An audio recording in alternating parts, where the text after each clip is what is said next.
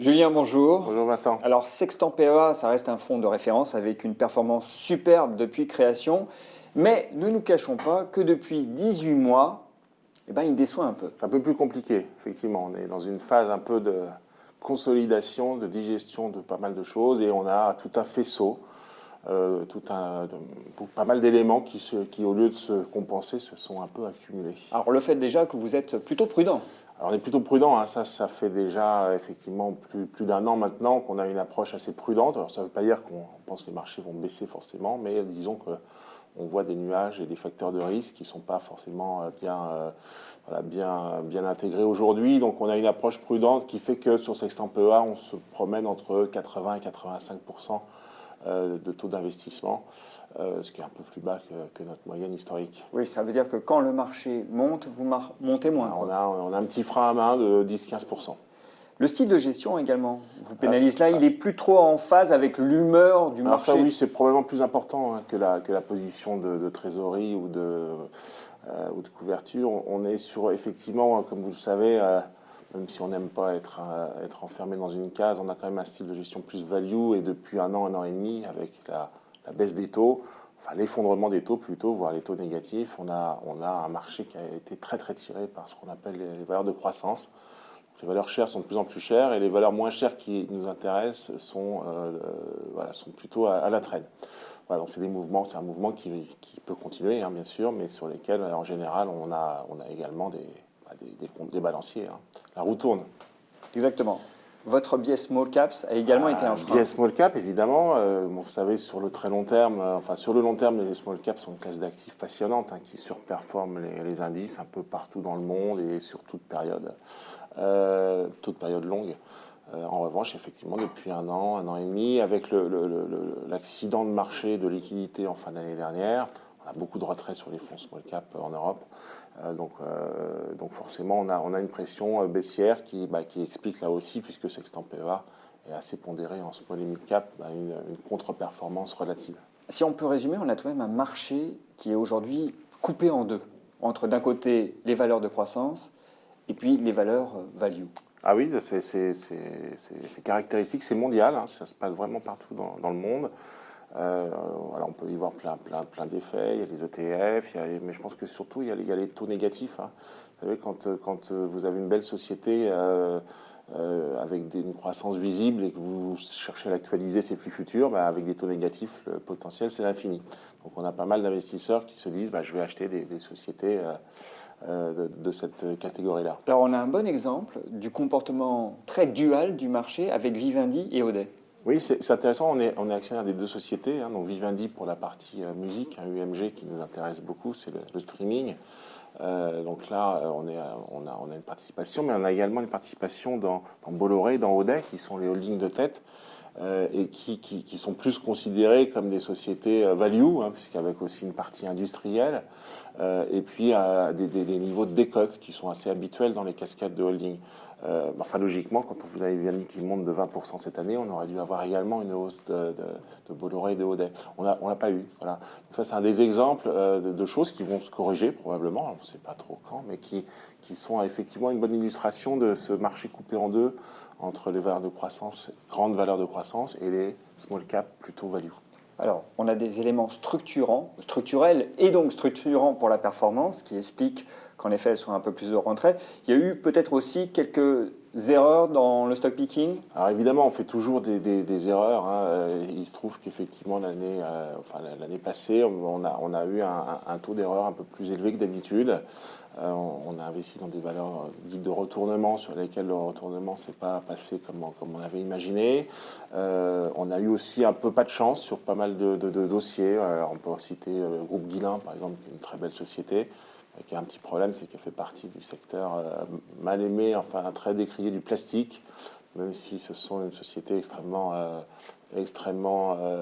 saine et très, je dirais, très en avant sur toutes les problématiques de recyclage. Voilà, mais bon, le plastic ban, comme on appelle, il a eu un effet quand même assez fort. Donc on a eu des déconvenus sur des sociétés aussi. C'est la vie, hein, de la gestion. Bon, alors tout ça combiné explique 18 mois un peu plus en retrait. Ah oui, on est effectivement. Bon, la bonne nouvelle, parce que tout est affaire de cycle, c'est qu'aujourd'hui, vous avez sans doute plus d'opportunités dans le marché et un potentiel plus élevé. Alors c'est sûr qu'il y a 18 mois, on avait quand même un peu moins d'idées, hein, donc c'est d'où notre approche prudente à l'époque. Donc aujourd'hui, c'est vrai que cette discrimination que vous avez citée, elle se traduit par de nouveau des opportunités qui redeviennent vraiment importantes sur des valeurs qu'on connaît depuis longtemps. On peut citer les valeurs industrielles Jacquet ou de Richebourg, qui sont revenues à peu près sous la valeur d'actifs. Donc depuis 15 ans qu'on fait Sextant PEA, chaque fois qu'on a acheté ces sociétés sous ces niveaux-là, on a toujours été largement gagnant à moyen terme. Donc ça, on est plutôt content, je dirais, de pouvoir renforcer ce type de société. On va parler d'EasyJet aussi, qui cote sous la valeur des avions. Enfin voilà, on retrouve pas mal de choses. Casino également. Alors on a investi dans Casino. Alors Casino, pas l'action, hein, mais plutôt l'obligation perpétuelle. Pour vous donner un exemple, hein, il y a des difficultés dans le groupe Rallye au-dessus. Casino est une société tout à fait saine qui est en capacité de rembourser ses dettes largement, avec beaucoup d'actifs, mais du fait de tout cette médiatisation, on a l'obligation perpétuelle qui cote la moitié du pair, tout simplement. Voilà. Donc c'est une opportunité qu'on juge historique et sur lesquelles on souffre un peu en ce moment, mais on doit retrouver effectivement un gros potentiel. Il y a une société, c'est la deuxième ligne du fond qu'on doit mentionner, c'est HelloFresh. Ah oui, HelloFresh, oui, parce que comme je vous disais, on n'a pas de style particulièrement, on n'est pas bloqué dans un style. HelloFresh, c'est une vraie valeur de croissance. Hein. C'était une émanation de Rocket Internet qu'on connaît bien depuis longtemps. HelloFresh, c'est une société qui vend des plats, des repas, des ingrédients pour faire des repas à domicile. Alors, en France, on ne connaît pas très bien, c'est plutôt une offre qui est adaptée au marché anglo-saxon. Donc États-Unis, Australie, Angleterre. Et cette société, très bien gérée, proche du break-even, a des croissances supérieures à 30% et aujourd'hui est très faiblement valorisée. Des opportunités, mais vous restez prudent. D'ailleurs, vous me disiez que, en préparant cette émission, que vous investissiez aujourd'hui dans des sociétés dont vous pensez qu'elles sont armées pour consolider leur secteur le jour où les choses vont tourner au vinaigre. C'est ça, parce qu'il faut bien voir qu'on a eu un cycle difficile hein, sur la value et sur les small caps, mais on n'a pas encore eu de vraies mauvaises nouvelles au niveau économique, au niveau de la croissance, qui peut très bien arriver. Hein. Et dans ce cas-là, pour nous, le plus important, c'est d'investir dans des sociétés qui vont profiter des périodes un peu plus compliquées pour consolider leur marché. Voilà. Donc il faut des sociétés qui soient un peu leaders, qui soient un bilan qui leur permette justement ça. Donc en général, beaucoup de fonds propres, de la trésorerie ou une capacité d'endettement importante. Et puis cette qualité de savoir faire des bonnes acquisitions. Donc on a pas mal dans le portefeuille qui pourraient profiter de ça le cas échéant. Dernière question, Julien. Les encours ont été ramenés aux environs de 300 millions d'euros. Absolument. En matière de gestion, ça va changer quoi ? Disons que sur les small mid cap, même si Sextant PEA est un fonds multicap hein, aujourd'hui, mais c'est vrai que des encours dans ces niveaux-là renforcent un peu l'agilité. C'est-à-dire que si on avait effectivement un creux de marché avec des très fortes opportunités, avoir des encours de 300 millions, ça permet de